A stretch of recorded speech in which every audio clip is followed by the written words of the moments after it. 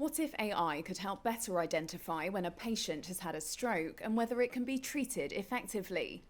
Researchers from 3 leading hospitals hope to utilise new software to do exactly that. Experts from Imperial College London, the Technical University of Munich and Edinburgh University believe the technology will provide faster and more accurate emergency care for patients in hospitals. Consultant neurologist Dr. Paul Bentley led the study.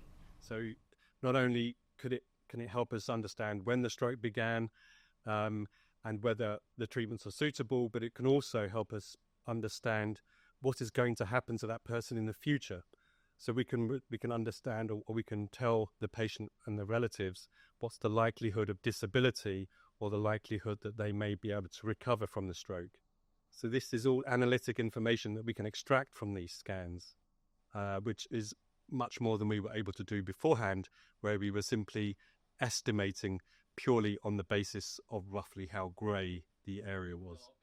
A stroke occurs when the blood supply to part of the brain is blocked or reduced, which prevents brain tissue from getting oxygen and nutrients. Brain cells then start to die quickly, so knowing the time the stroke started is very important. The AI would be able to extract that area. Standard treatments only work in the very early stages post-stroke and may otherwise cause secondary damage.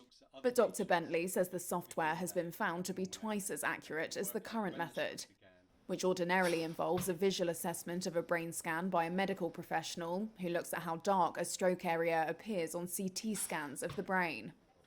So our technique will mean that up to 50% more people will either be given the treatment when they weren't before, or vice versa, because it can be dangerous giving those treatments to people if it is too late, because there is a danger of bleeding or deterioration if you give the treatment too late and there is no chance of there being a benefit.